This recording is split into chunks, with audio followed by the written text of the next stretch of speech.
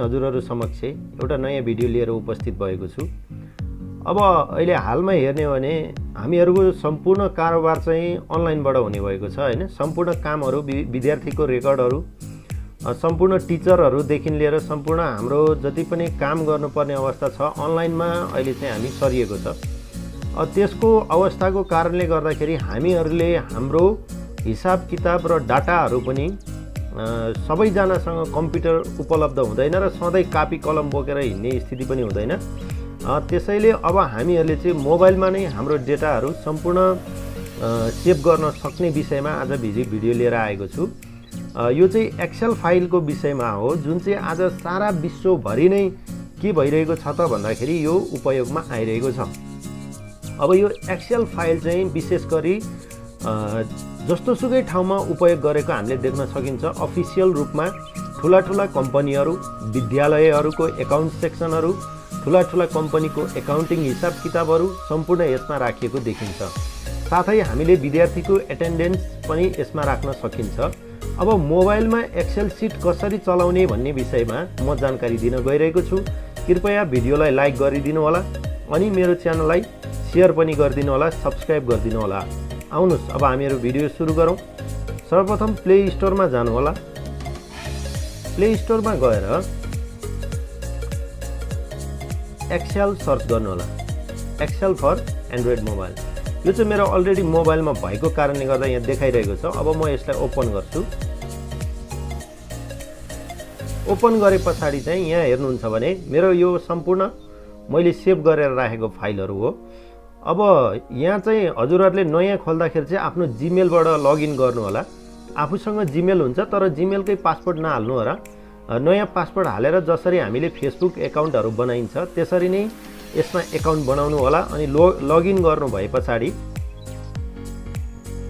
हजुरहरुलाई यस्तो सेक्सन देखाउँछ। यस्तो सेक्सन देखाउँछ तर यो रिसेन्टमा क्लिक गर्नु होला। रिसेन्ट यतापट्टि देब्रेपट्टि साइडमा तल हेर्नु भने रिसेन्ट आउँछ। त्यो रिसेन्टमा क्लिक गर्नु होला अनि त्यसपछि यस्तो फेस देखाएको समयमा अब माथिपट्टि क्लिक गर्नु होला। माथिपट्टि यो प्लस बटन छ दाहिनेपट्टि साइडमा माथिपट्टि हेर्नुभयो भने प्लसमा थिच्नु भयो भने यो देखाउँछ। अनि यो देखाए पछाडी हजुरहरुले यहाँ एबीसीडी लेखेको सुरुमै जुन चाहिँ ब्ल्याङ्क वर्कबुक भनेर लेखेको छ यसमा क्लिक गर्नु होला।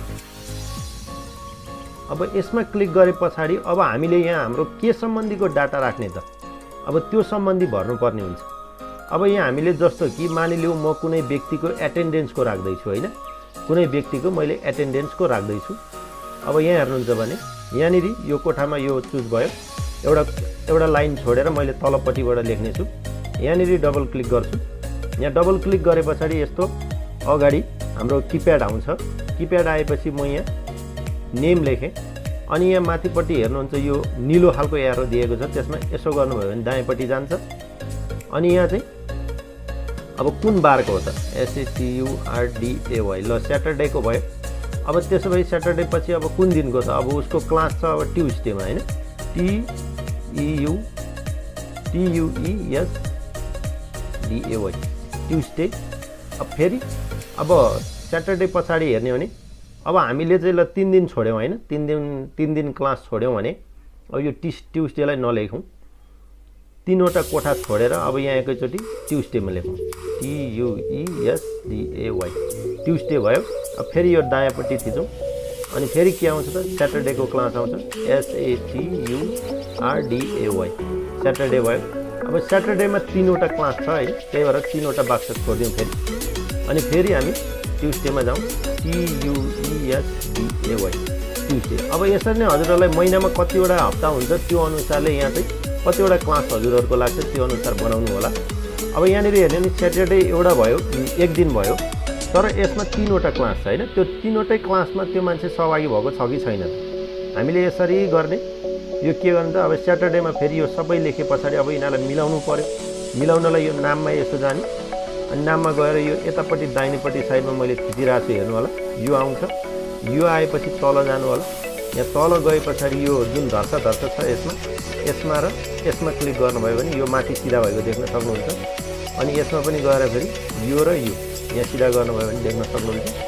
अब यो स्याटरडेलाई चाहिँ हामीले एउटै कोठामा राख्नलाई के गर्नु त भन्दा पहिला यहाँ यस्तो क्लिक गर्ने अनि यसलाई यसो तान्ने यो गोलोमा बसेर अनि यसो गर्ने अनि यसलाई के गर्ने यहाँ मर्ज एन्ड सेन्टर यो तलपट्टि हेर्नुहुन्छ भने अब फेरि यो ट्युस्डेलाई नि मिलाउनु पऱ्यो त्यहाँ ट्युस्डेको बाकसमा क्लिक गर्ने अनि त्यस पछाडि फेरि यसलाई यो 3वटा धर्सामा एकचोटि क्लिक तल पनि एकचोटि क्लिक गरे पछाडि यो फेरि मिल्यो अब फेरि स्याटरडेलाई मिलाउनु पऱ्यो एउटै कोठामा ल्याउनु पऱ्यो अब हामीले के गर्ने ट्युस्डेबाट पहिला स्याटरडेमा सार्ने हातले नै थिचेर अनि त्यस पछाडि फेरि यो गोलोमा यसरी थिचेर तानेर अनि यहाँसम्म पुर्याउने अनि फेरि यो तल यहाँ हेर्नुहुन्छ भने यहाँ यो मर्ज एन्ड सेन्टर भनेर लेखेको छ यसलाई क्लिक गरिदिन्छ अनि फेरि बिचमा आयो अब यसलाई फेरि के गर्ने यसलाई पनि बिचमा ल्याउनु पऱ्यो यसो गर्ने यसलाई यो मर्ज एन्ड सेन्टर भन्दाको माथिको यो जुन चाहिँ लाइन धर्छ हेर्नुहुन्छ यो चाहिँ सम्पूर्ण त्यो बाक्समा भएको नामलाई कता कुन छेउमा राख्ने भन्ने कुरा बुझाउँछ यो मर्ज एन्ड सेन्टरले चाहिँ के बुझाउँछ त भन्दाखेरि तपाईँको कुनै पनि लामो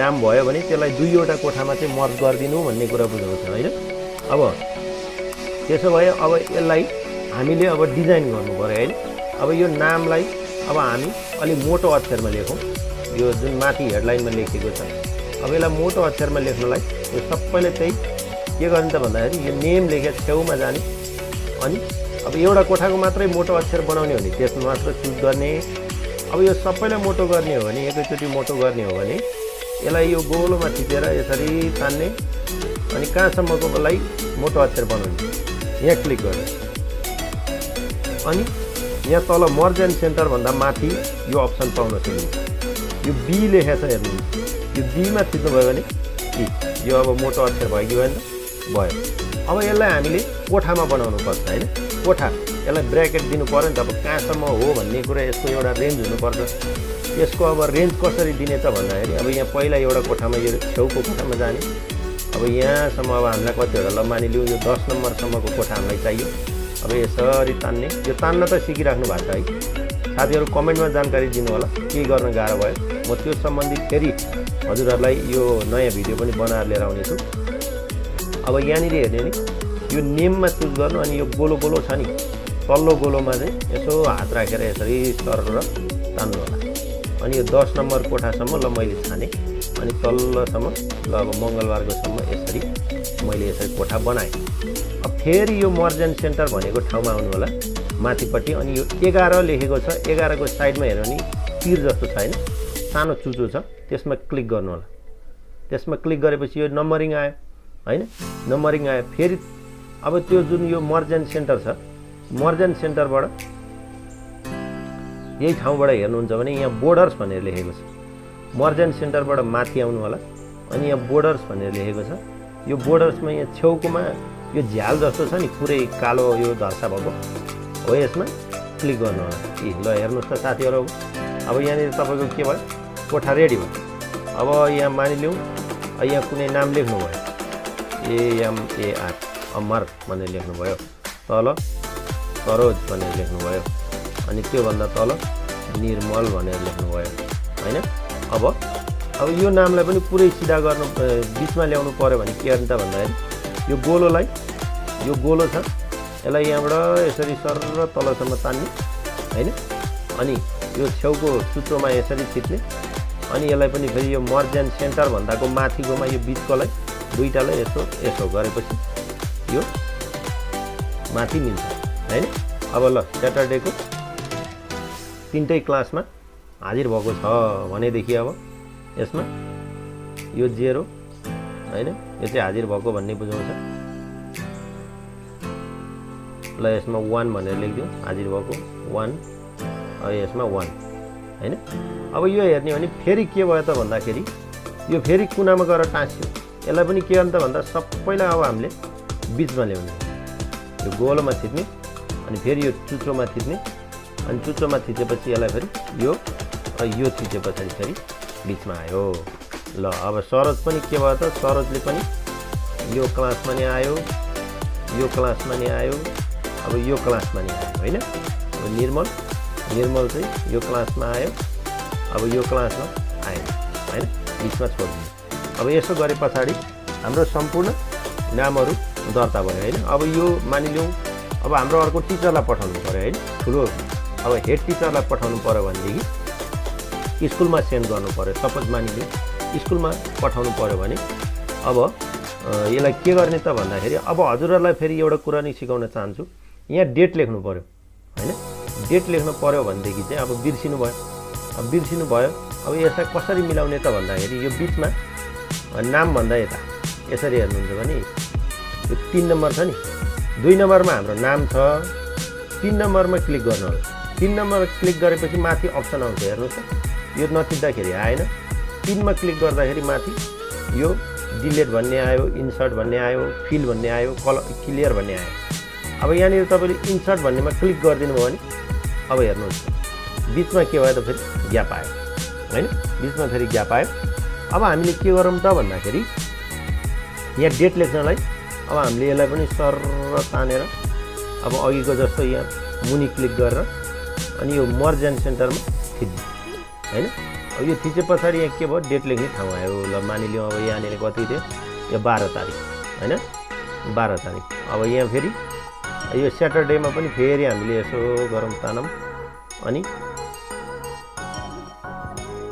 स्याटरडेमा तानेपछि अनि यो मर्ज एन्ड सेन्टर गरौँ हैन।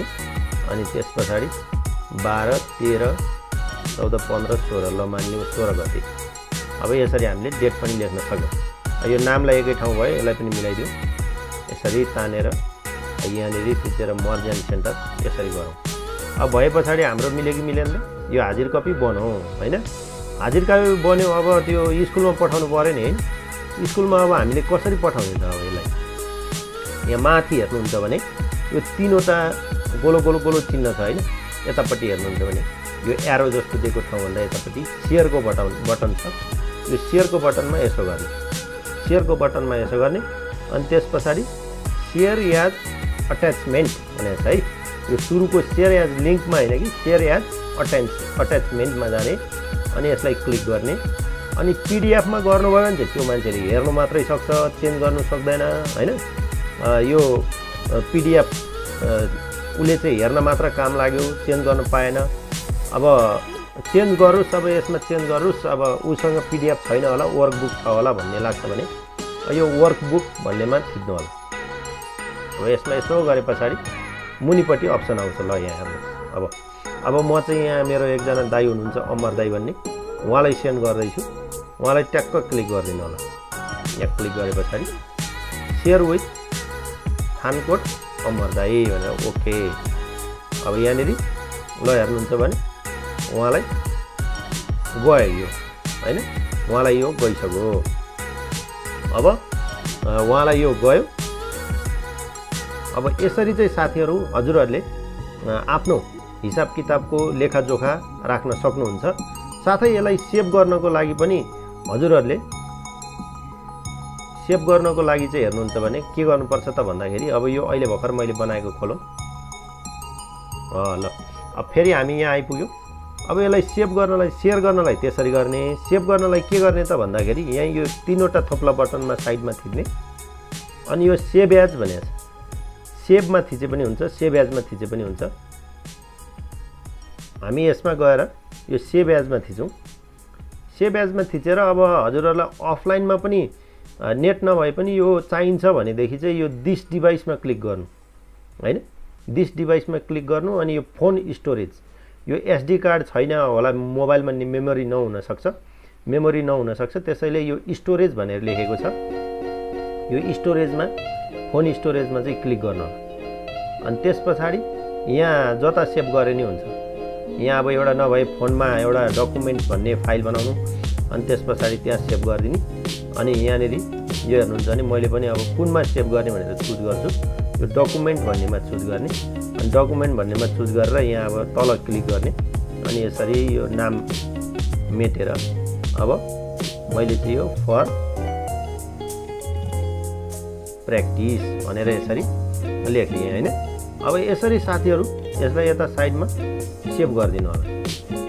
सेभ गरे पछाडि अब हेर्नुहुन्छ भने अब म यो पुरै बन्द गर्छु, म वाइफाई पनि बन्द गर्छु। अब यहाँ हेर्नु होला है त। अब मैले यो एक्सेल फाइलमा गएँ। अब मैले यो जतिखेर पनि नेट नभए पनि फर प्र्याक्टिस भनेर लेखेको छ, यसलाई मैले खोल्न सक्छु।